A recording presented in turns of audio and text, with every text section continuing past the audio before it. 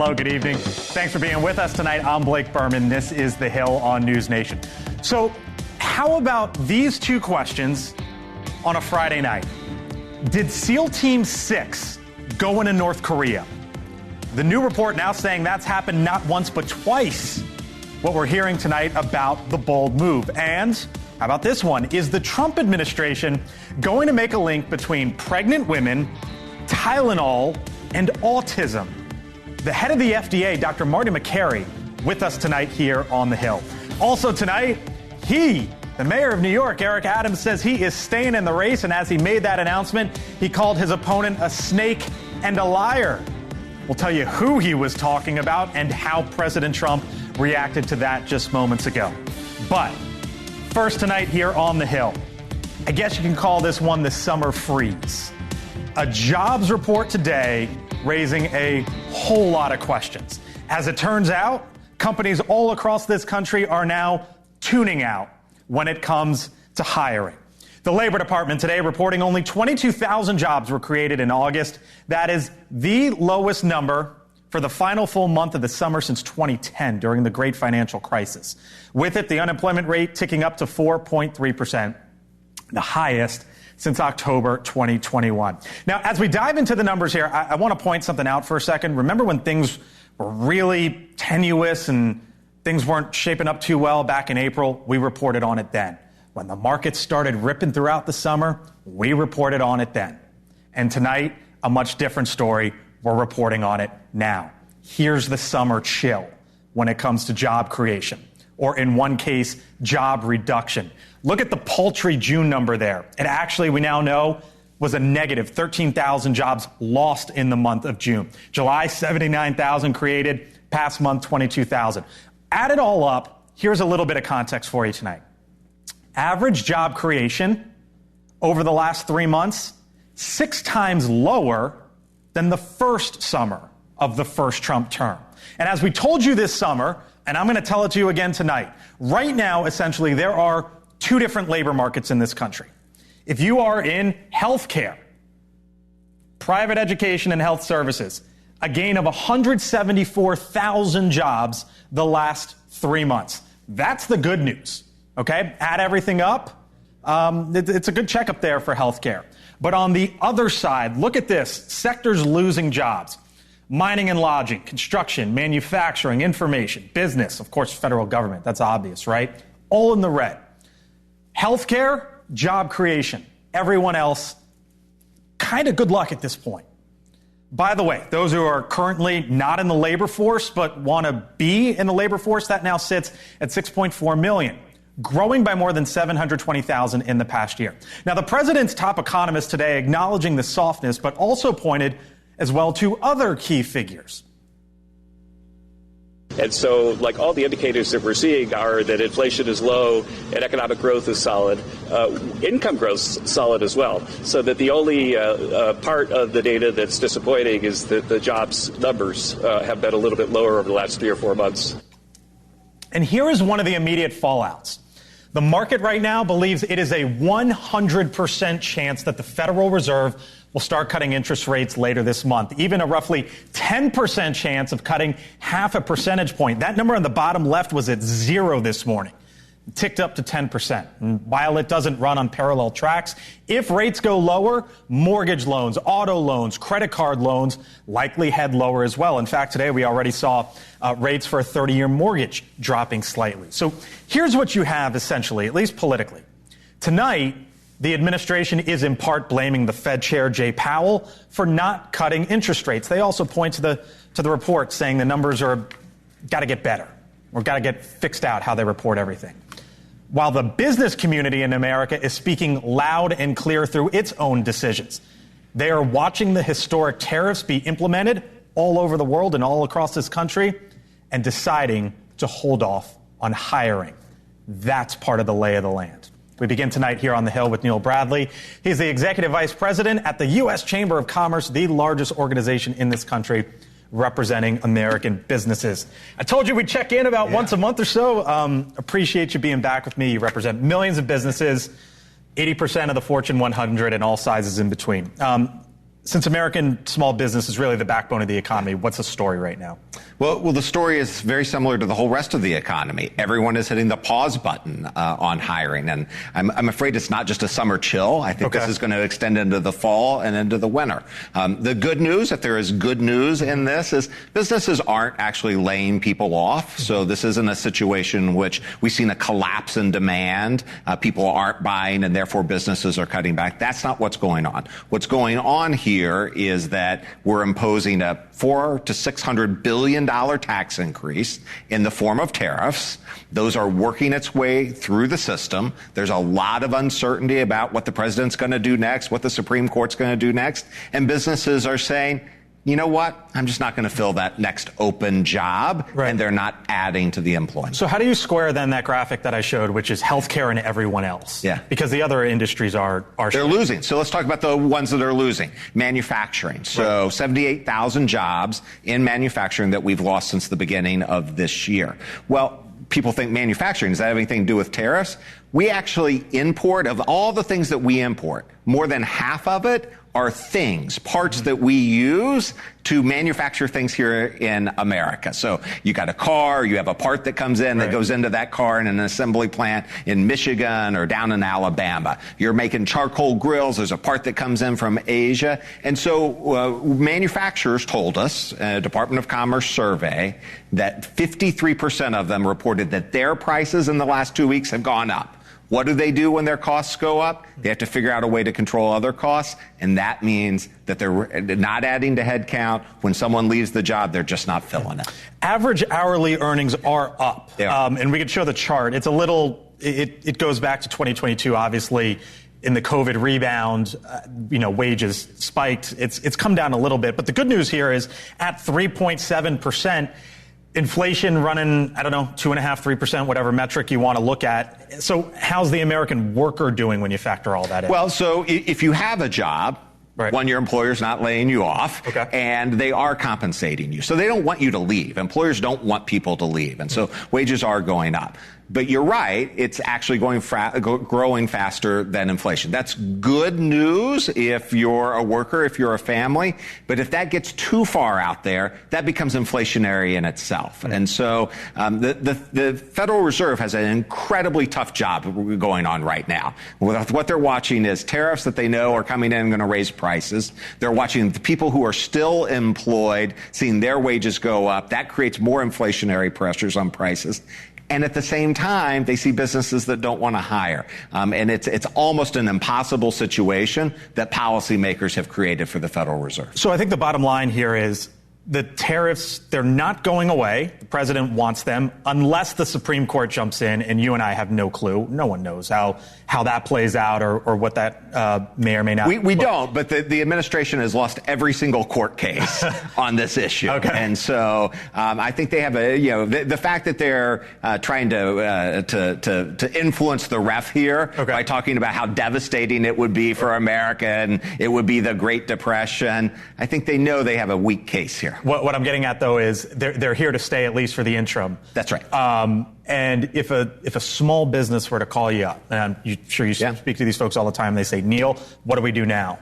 Because you said this sort of freeze you think extends into the fall, into the summer. What would you tell them? Yeah, I would say control your margins as best you can. Your job is to survive as best you can in this period because you want to be an ongoing concern when this tariff situation, when inflation and interest rates resolve itself. Listen, that's good news if you want to keep that business around. It's not great news if we want a growing economy. And so we're not going into a recession. Right? These businesses are not closing up. But here's the problem. We could be growing at 3%. We could be adding 100,000, 200,000 jobs a month. And instead, we're not, because we have these headwinds largely caused by tariffs. That means the businesses can't grow, that their profit margins can't grow, and they can't continue to hire people. And we can be doing better, and we should be doing better if we get the policy right. See you again in about another month or so. Neil Bradley, EVP over at the U.S. Chamber of Commerce.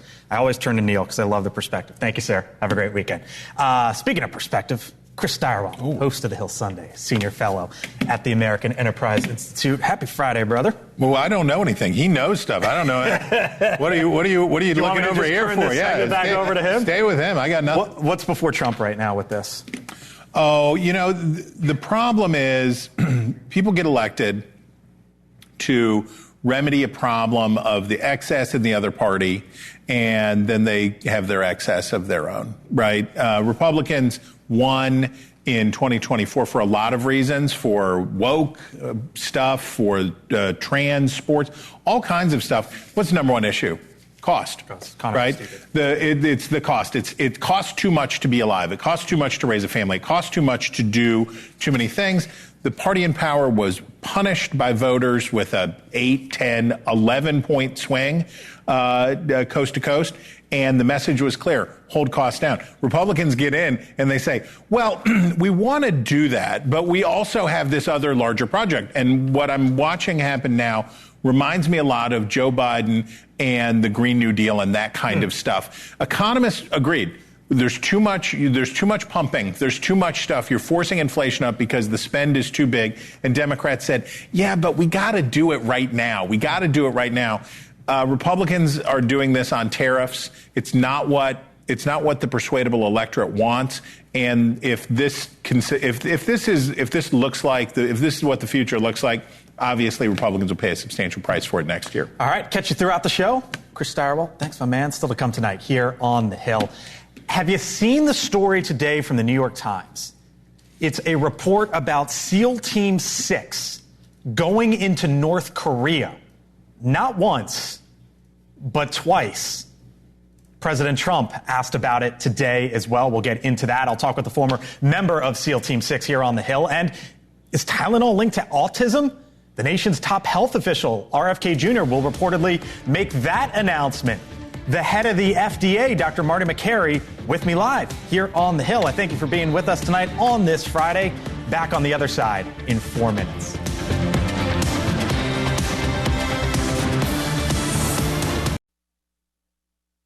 Welcome back here to the Hill on NewsNation. There is a host of news today as it relates to the military. A new name and a new report of a daring mission to, of all places, North Korea. First, though, the news of the day there. You can see the president signing an executive order today renaming the Department of Defense to the Department of War, or the War Department. It comes amid a bombshell report out today about a SEAL Team 6 mission. According to the New York Times, here's what they are reporting tonight. They say the mission was to plant a communications interception device to gain access to the North Korean leader Kim Jong-un's communication channels. During, of course, this was when Trump and North Korea and Kim Jong-un were going back and forth back in 2018, 2019. According to the Times, American SEALs fired on a North Korean boat after they were believed to be discovered, killing all the North Koreans on board. The mission was so covert, it reportedly required the direct approval from the president. The president asked about this today, and this was his response. I don't know anything about it, no. I could look, but I know nothing about it. Can you confirm that it happened? I don't know anything about it. I'm hearing it now for the first time. Joining us now, New York Times bestselling author of The Operator, firing the shots that killed Osama bin Laden in my years as a SEAL Team 6, as a SEAL Team warrior. He's also the host of the podcast, The Operator, former SEAL Team 6 member Rob O'Neill. Rob, it is so good to see you. I told my team when I heard the story today, I was like, I need to know what Rob O'Neill thinks about this. So here's the details. A submarine was there, launched too many submarines, and this is according to the New York Times. The SEAL Team 6 members got out, swam their way, tried to make it to shore. There was a boat all of a sudden that showed up, so they fired, and that of course, went haywire from there. What do you make of this? Thanks for having me, Blake. I'm glad you thought of me when this came up, too. They won't fail to mention SEAL Team 6 and Red Squadron, which was the team that got bin Laden. I doubt any of the guys from the bin Laden raid were there. I know I was not there, so I can't say for certain what happened. But this is a sketch mission because there's two different titles when you're dealing with the U.S. Code: Title 10, Title 50. Title 10 would be a military standard, Army, Navy, Marine Corps, Air Force type mission. Title 50 is a broader scope of national defense where you're not necessarily dealing with a nation you're at war with, just like Pakistan. So different rules of engagement and whatnot. And you got to figure these guys are in a sub. They get out in many wet submersibles, we'll call them.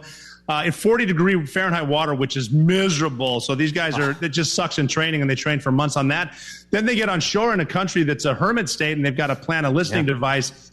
Apparently they got compromised by a boat outside. They don't know what that is because of the state. There's going to be patrols everywhere, but also something to consider is there's not a lot of wildlife, even birds in North Korea, because people are starving. You got to consider that here's someone out there trying to find anything to eat in the ocean. They're going for shellfish, and shots are fired. They kill because one guy got in the water. If you're on land in North Korea not knowing what that is, it could be anything, could be a reconnaissance element or security. They took the shots well within their rules of engagement, I might add. And then I don't know what they did with the bodies. I wasn't there. There's going to be reports, especially from people like the New York Times, to make our operators look as bad as they can. I don't know what they did with the bodies. As far as President Trump denying it, if something like that needs presidential approval, I guarantee right now, because it's looked like President Trump had never heard of it, someone's getting chewed out at this point right now. Because either he knew or he didn't know, or he wasn't pre-warned that someone did know and someone leaked. So either way, I mean, we've had guys go into North Korea before. I've seen dudes check into my command with Silver Stars, not from Iraq or Afghanistan. So they've done stuff over there as well, and it's usually these SEAL delivery vehicles doing it. Why do you think this story came now? I mean, first off, obviously this was 5 or 6 years ago. It's deeply sourced from the New York Times. Why do you think we're learning about this now? I mean, someone's getting paid somewhere, one of these anonymous sources, clout, or just in the back channels in D.C. where they can have a leak and they can try to make President Trump look bad while also making the Department of Defense look bad because they don't like Pete Hegseth, even though he wasn't involved with this mission. Obviously, he wasn't the SecDef at the time. But anything they can do to make the United States look bad, especially the New York Times, they're going to do it. They prefer communism to realism, and it's just something that they can just make us look bad, especially with the part about stabbing dead dudes in the chest to sink them. I don't see that happening. That's not even part of even when we're having a couple cold ones and talking about our standard operating procedures, we don't even joke about stuff like that. So I doubt that happened. But there's no positivity coming out of this leak other than hurting someone. And it's just I'm so sick of DC with let's talk about the negatives. Imagine if we talked about stuff that was positive. Crazy. Let me leave you with this, because not only was there this 2019 mission, but they also say there was one in 2005 that we're also learning about from the first time. And just as as someone just reading this and interested, I thought to myself, well, this apparently happened in 2005, SEALs going into North Korea, and it happened again in 2019, SEALs going into North Korea. Yeah. Are there other instances that we don't know of that maybe this happened? I don't know. I think it's a reasonable question. Yeah, usually when I'm interviewed, I do talk about stuff I can talk about. So this is some of the sensitive stuff. And fortunately for me, I'm usually not smart enough to talk about classified stuff because I don't get it. Fair enough. Some of the guys I'm not trying to put you on the hot seat here. I'm just, I know. Yeah. No, some of the guys I mentioned that checked into my unit with Silver Stars were on some of those missions before. And again, I'm not necessarily privy to them, but it sounds usually. And I'm fortunate I don't know much about them because that means the northern part of the Atlantic in 40-degree weather. I'm glad I wasn't there. It sounds shady, but yeah, there are people out there that a lot of these jobs are not as sexy as some of the others, and these are really hard jobs that hard men do. And I'm glad they're out there. Some of them work, and unfortunately, we hear about the one that didn't. Right. All right. We'll leave it there. As I told you, I appreciate the time as always. Rob O'Neill. Hope to catch you again soon. Anytime. Thank you. Of course. Have a great weekend. All right. Now, all of this, of course, coming amid a different story, escalating tensions in the Caribbean, including the U.S. deploying fighter jets in Puerto Rico and the U.S. blowing up what the White House says was a Venezuelan boat carrying drugs. 11 people eliminated, as the department would say, in that operation there. And just this afternoon, President Trump changing the name of the Department of Defense to the War Department. With me now, T.W. Reedy, former communications aide to Senator Lindsey Graham, also just did a little work over at the Pentagon. How am I supposed to follow up the guy who killed the I'm not trying to put you. I mean, Rob O'Neill is so fascinating. I mean, we had Ryan Zinke, who was a Navy SEAL, on the show last night as well, and to talk to a former SEAL like that, it's obviously you listen to hear what they have to say. We heard from the president today, Department of War. Yep. Does this move the needle in any way? Not particularly. Look, for 158 years of our country's history, we had a Department of War. It was a lot smaller. It was mostly the Army. After World War II, Truman decided to create the Department of Defense, a conglomeration of a lot of people, put our footing on defense instead of forward-leaning operations. But look, I think Department of War is a clear-eyed understanding of the challenges we face. We're all over the world. We're combating different nations in different ways. I think it's a clear-eyed vision, and I think it's fitting. Am I crazy to be fascinated by that North Korea story? I'm fascinated by it. Yeah. I mean, it raises lots of questions. Tons of it. And look, I understand that journalists have to do what they got to do. But I do think that this story poses a massive risk to operators right now in the field. Oh, absolutely. Especially for operational security, for their own safety. Look, we have brave men and women in the field all over this country, all over the world. And when stories like this come out, it puts them in harm's way. I would like to echo a lot of what Rob said. I think whoever leaked it should absolutely be found and be arrested. I think there seems to be some sort of ulterior motives that are pretty nasty if they're willing to get this blowback on people who are currently serving. Do you think the president greenlit this or no? Based on that reaction that you saw there? Well, I can only go by the reporting. If it's that covert, I would imagine he had a hand in it. But look, who knows what the truth is, but I know that if people are leaking classified information like this, they need to be held to account and put in jail. Catch you later in the show. Thank you. Thank you. All right, still to come tonight here on The Hill. Pregnant women, Tylenol, and autism. Is the Trump administration about to make a connection? Other side of the break, Dr. Marty Makary, the head of the FDA, with us here on The Hill.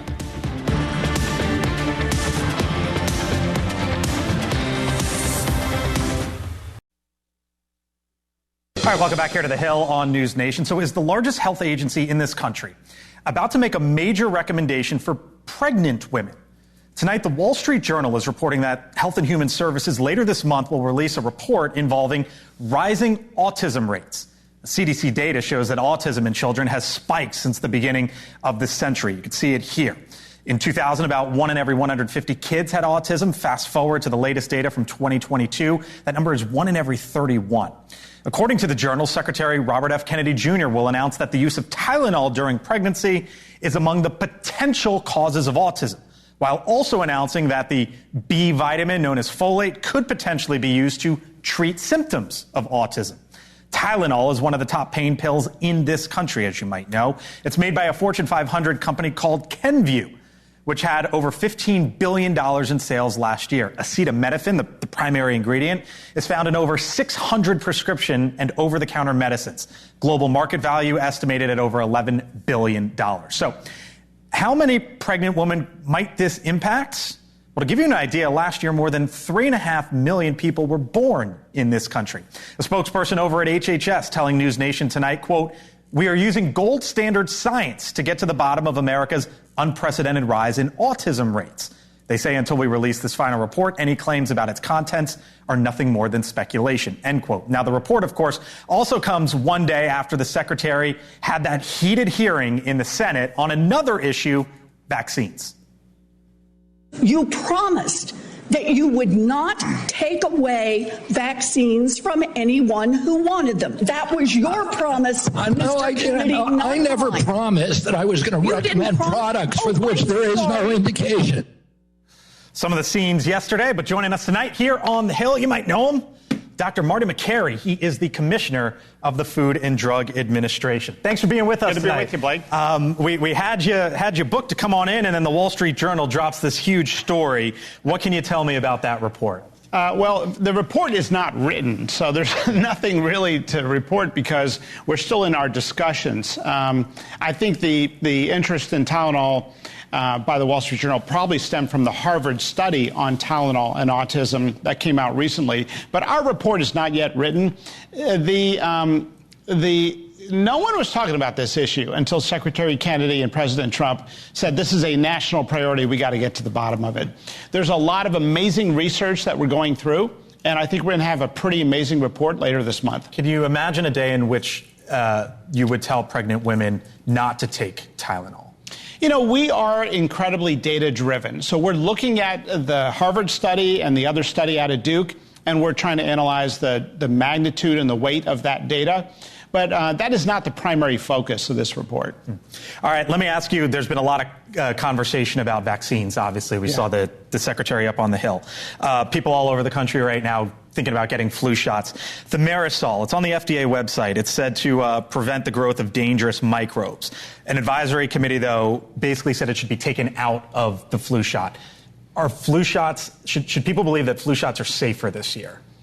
Look, I would generally recommend flu shots because influenza kills tens of thousands of people each year, typically. And one of the silver linings of the pandemic is people are using a little better hygiene. They're not showing up to work coughing and slobbering on their colleague. So generally, the flu shot is recommended broadly, and it's an individual decision. Thimerosal is in a very small percentage of vaccines. Okay. There's been a lot of discussion about COVID and the COVID vaccine, obviously, in the recent days. At this point in time, who should get it? So at the FDA, we are regulators. So our job at the FDA is to ensure that the claims made by the pharmaceutical companies are supported by the data that they submit to us. We don't have clinical trial data that's updated for young, healthy Americans. So it's amazing. The Secretary Kennedy is trying to talk about the health of the population, the fact that we're the sickest country in the world, the fact that we spend more on healthcare than we do defense. And the members of the Senate there were pressing him on whether or not a young, healthy kid should get a 7th COVID booster. We are not approving COVID vaccines this year. We have not for young, healthy individuals because there's no clinical data to support it. The last data was set was 4 and 5 years ago, and it was very mixed at the time. There was a question, though, of who can access it, right? Walgreens, with the statement yesterday, with the recent FDA approval of the 2025-26 vaccine, Walgreens is prepared to offer the vaccines in the states where we are able to do so. Yeah. And that was sort of the backdrop of that soundbite there that I played with Elizabeth Warren and the secretary. Is there going to be an access issue? First of all, in France, you have to be 80 to get the COVID vaccine and high risk.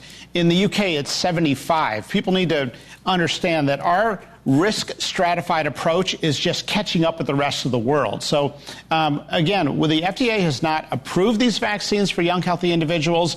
We're not recommending them for young, healthy individuals. We're saying talk to your doctor. But if your doctor gives you a prescription, you can get it anywhere in the United States that offers vaccines. Now, it's not going to be offered in Starbucks, but the vast majority of places, only a few states will not allow a pharmacy to give a vaccine without a doctor's prescription. In those states, you might need a prescription. Otherwise, it's broadly available. Anyone can get it, to answer your question. We're keeping our promise. If you want it, you can get it. And Medicare and Medicaid is covering it, Blue Cross Blue Shield of Michigan, other Blues plans, Kaiser, so it's broadly available and broadly covered. It's a time of year where kids, this was either in some places the first week back to school or second or third, depending on wherever you live or whatever your school system is. But there's a story in Florida that it's looking into ending the vaccine mandate there. And at the end of the day, doctor, you know, you send your kids to school, you want them to get an education, you want them to be safe. How is ending vaccine mandates in schools where you have hundreds of thousands of kids in a school system or in a state, how does that make kids safer? Well, I'm not here to defend Florida's action. Florida made a decision for Florida. Some say that parents should have the final say in what chemicals go into their children. Our job as a regulator is simply to ensure that claims are matched by clinical data. And they're not supported by clinical data for the COVID vaccine in young, healthy individuals. Other vaccines, it's an individual choice.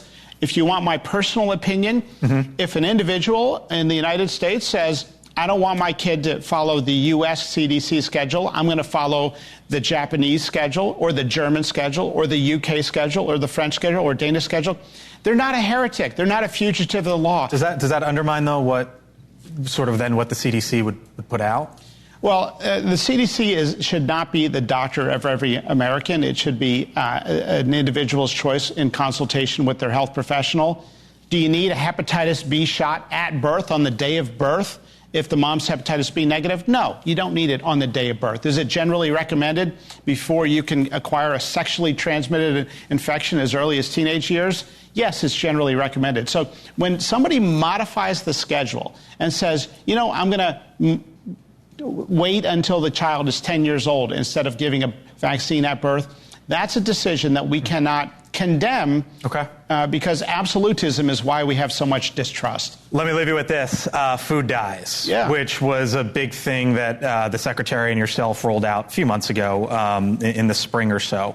You're trying by 2026, 2027, somewhere in about a year or so to basically roll back a lot of the food dyes that we all know. Where does that stand right now, and what do you think it eventually looks like a year from now? Well, Blake, it's going really well. Most of the U.S. food industry is complying with our request. And so you win more bees with honey than fire. We're starting with a simple ask, and then we're pursuing all regulatory tools in the toolbox. We have gotten the giant food makers in the United States to say, yes, we see the writing on the wall. We see the research on how it may be associated with attention deficit disorder. The precautionary principle says, why take the risk?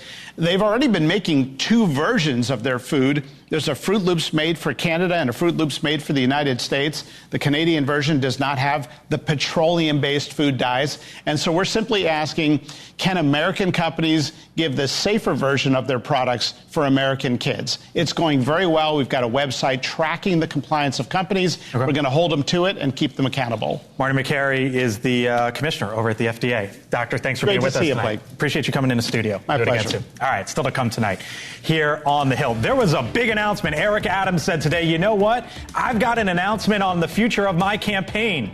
You would think he might say, I'm stepping out. Nope. Far from it. And he took some shots as well from the microphone when we return.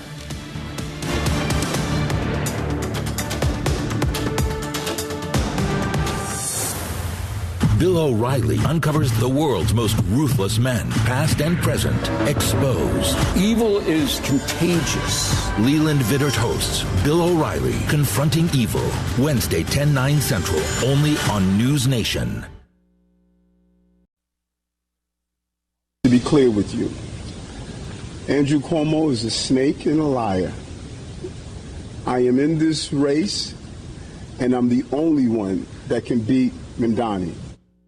Well then, now we know how he feels. A little more than an hour ago, that, of course, the New York City Mayor Eric Adams. As you heard there, confirming he's not going anywhere and staying in the race to become the mayor in America's largest city. The last-minute presser, most likely a response to the reporting in the New York Times that Adams might be considering dropping out at the encouragement of the Trump administration, who, as the president, isn't hiding his own intentions. I don't like to see a communist become mayor, I will tell you that. And I don't think you can win unless you have one-on-one, because somehow he's gotten a little bit of a lead. I would like to see 2 people drop out and have it be one-on-one. And I think that's a race that could be won.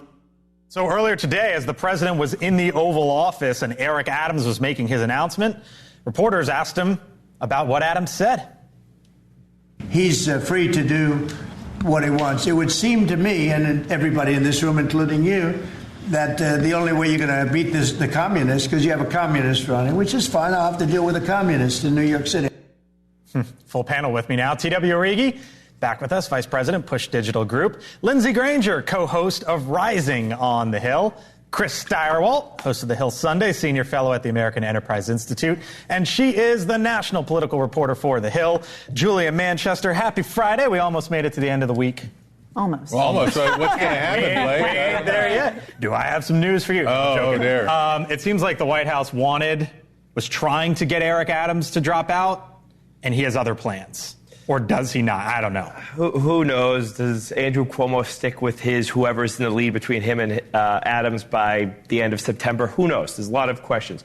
And look, from a practical stance, President Trump doesn't want to see New York go to crap under a socialist/communist. He doesn't want to see businesses leave. He doesn't want crime to go up in his home city. But make no mistake about it, politically, Mamdani winning would be a godsend for Republicans. Having a card-carrying socialist leading one of the biggest cities in America and being able to tie every Democrat to him would be tremendous for Republicans going into the midterms. I think most Republicans feel like you feel like this would be just go on and on about this in the midterms. But I think Trump isn't most Republicans, and he's talking to billionaires all over New York that have different interests. Trump owns real estate in New York and has his own personal connections, and he probably doesn't want to see this happen. But at the same time, who says that those people from any of the candidates, whether it's Siwa, whoever he brings on board, are going to go to Cuomo? I mean, the race really in New York is who can distance themselves the most from President Trump, because we know that Democratic New Yorkers don't really love Trump. So I don't know if this is going to be an easy sell, even if he puts him as a diplomat in another country. You know, it's interesting. Cuomo is also making that argument that Republicans would love to see Mamdani as mayor. Look, I think it's interesting because there's been a few polls that show Cuomo head-to-head with Mamdani winning, but not every poll shows that. And I think a lot of us forget where Andrew Cuomo was 3 years ago and how unpopular he still is in New York. There were obviously the numerous sexual misconduct allegations against him, but also his handling of the pandemic, the nursing home crisis. I mean, that's a pretty big stain on his reputation. I don't think he's a good candidate. I think this is a case of he's our last resort, vote for me because I'm not him. And I don't know if that necessarily works. I think Mamdani, whether you agree with him politically or not, is a better political communicator when it comes to the issues of costs, the economy, than Cuomo is right now. There was a guy named Jim Walden. Do you know him? Name sounds a little familiar. No, you don't know him because he was running for mayor of New York and he was polling at Bupkis, and he dropped out of the race. And you know what effect it had on the race? Didn't have any effect on the race.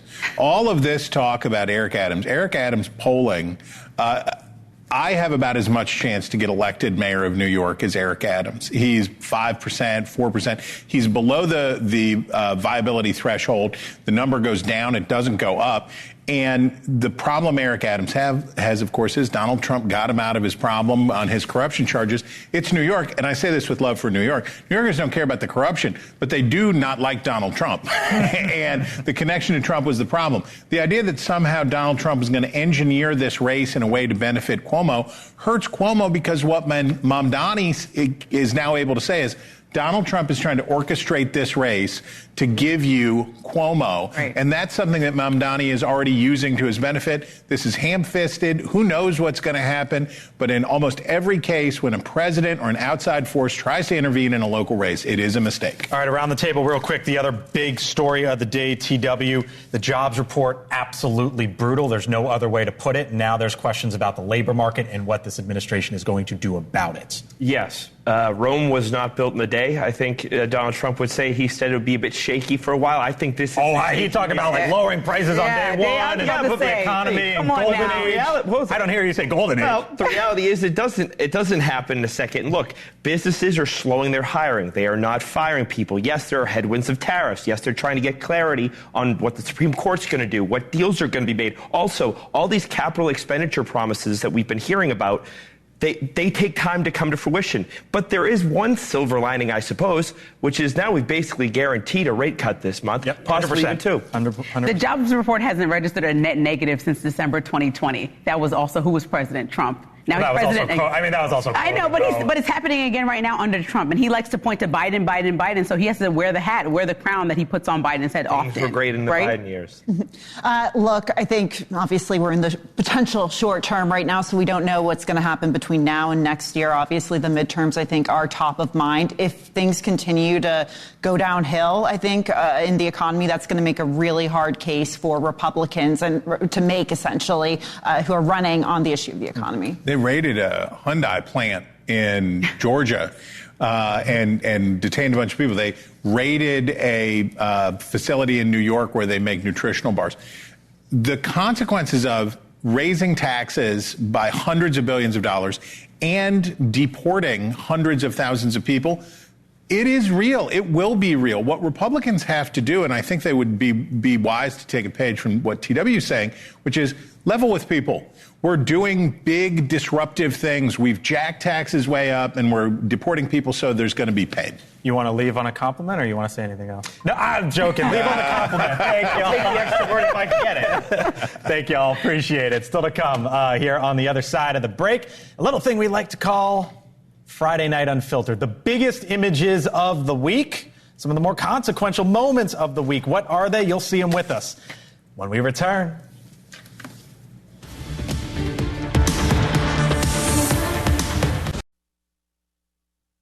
Argus Report's coming up in 2 minutes. President Trump hosting members of Congress in the Rose Garden.